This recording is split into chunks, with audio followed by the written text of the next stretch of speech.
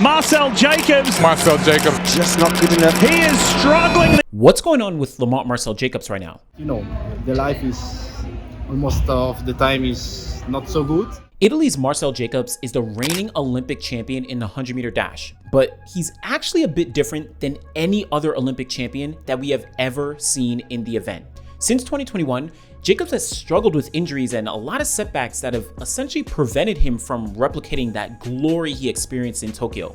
But with recent announcements of his coaching change, as well as the upcoming Paris 2024 Olympics, there's some new hope for him to once again get back on top of the podium. So let's quickly take a look back at the past few years of Jacobs' career, identify what sets him apart from other 100-meter champions, and discuss if he can actually defend his Olympic 100-meter gold medal in Paris next year. Yes, of course. I'm not really happy for this not final for 4 cents, but you know, I'm happy to be here after this complicated season. Marcell Jacobs was originally born in Texas, but when he was just 3 weeks old, he moved to his mother's home country of Italy. Yes, 3 weeks old. Now, I know many people want to claim Jacobs as American, but he's Italian. He was just born in the States. Let's leave it at that. But he had a story like many other young sprinters. He was playing other sports, specifically basketball and football, and was discovered by a coach for his speed, eventually getting him into track and field. But we're going to fast forward just a bit. Prior to him winning the Olympic gold in 2021, very few of us were familiar with Jacobs at all. For the most part, he was an average long jumper and sprinter, mostly relegated to competing at European indoor and outdoor championships. I mean, his personal bests of 10.03 in the 100 and 8.07 meters in the long jump weren't going to make him competitive when it came to world championships or Olympic games. Primarily a long jumper for most of his career, as you can obviously tell by his Instagram name, Crazy Long Jumper. In 2018, Jacobs shifted his focus to the sprints and consistently started running the 100 meters throughout the next few seasons. That consistency paid off when he finally qualified for the 2019 World Championships in Doha, making it all the way to the semifinals. Now, this wasn't anything truly notable in the grand scheme of the sport, but it was a true precursor to the upcoming Olympic season.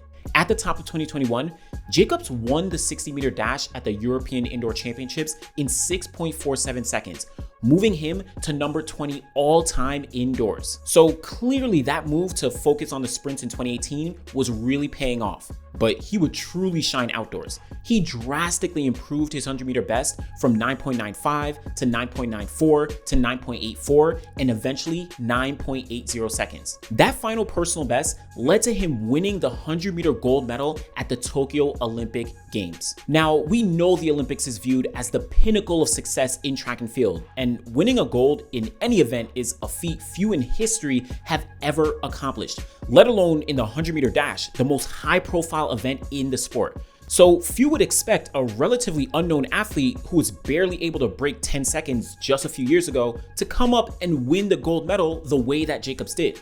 Many have said that his gold didn't count because there wasn't any crowd like a normal Olympics, and many have even said that Jacobs simply got lucky in the race.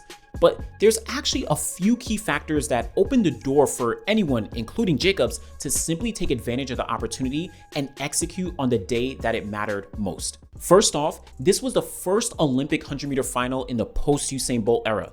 Usain Bolt had dominated the sprint since 2008, but with his retirement in 2017, no one truly stepped up as a singular dominant force or favorite in the event.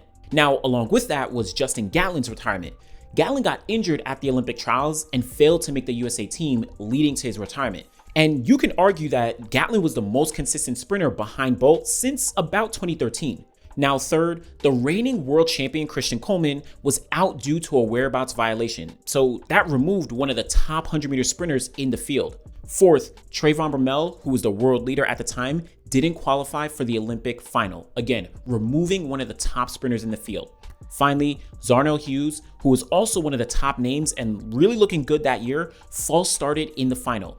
So that reduced the field from 8 to just 7 people, making the task that much easier for everyone in the race. So all these factors coming together basically left the door wide open for anyone in that final to execute a perfect race and grab the gold medal. And it just so happens that Marcell Jacobs performed his best on that day.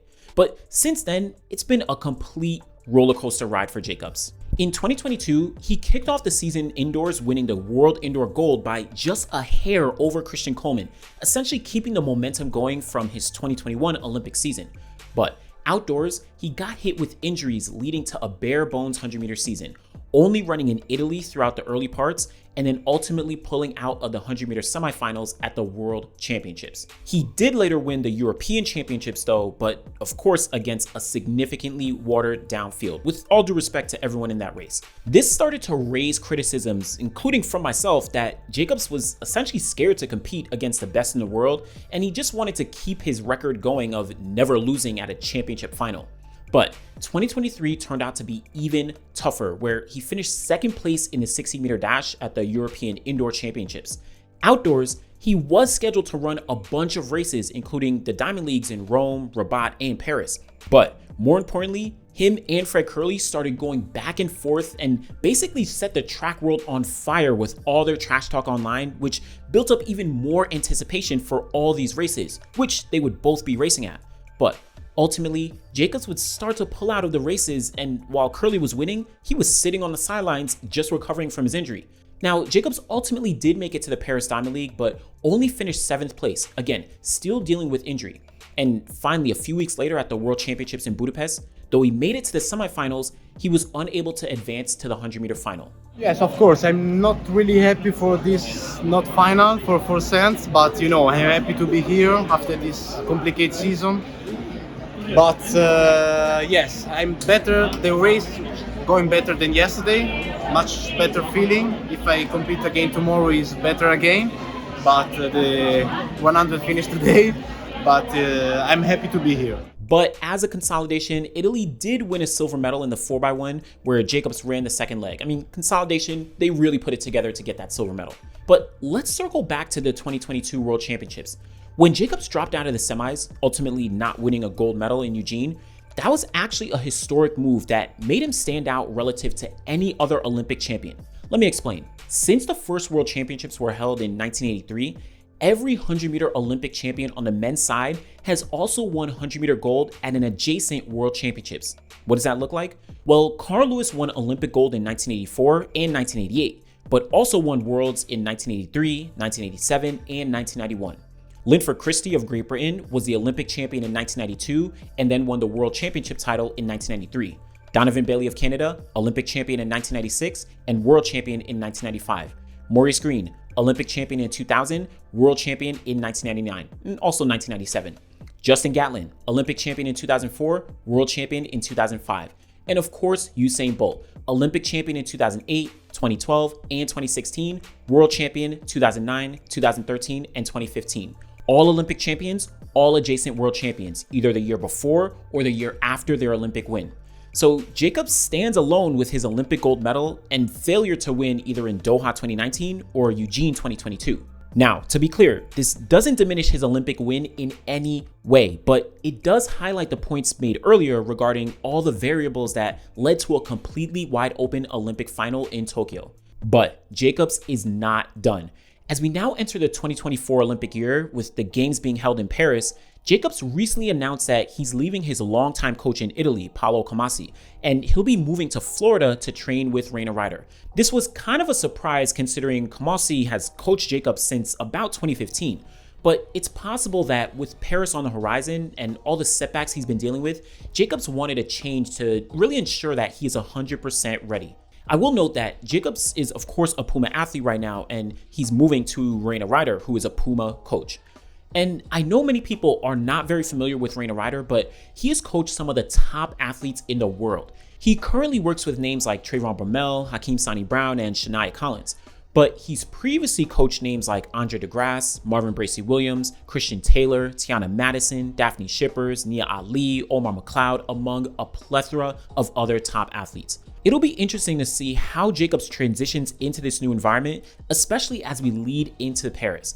But if he manages to put things together and win another Olympic gold medal, he'll join the short list of Carl Lewis and Usain Bolt as the only men to have defended their Olympic 100-meter title. Now, as we continue to get farther and farther out into this kind of Usain Bolt era, the 100-meter field is getting tougher and tougher. But I do think right now it's still relatively wide open for anyone to take the title. Can Jacobs get back on top of the podium once again? We'll just have to wait and see. Thanks for watching. People have been talking online saying that, you know. No, I don't care about the people who talking online, because the much people who talking is sit on the sofa and watch and never try to do athletics. If it was for me, every week I want to compete with them. But the life is almost of the time is not so good, and I try to take this one and do better the next time.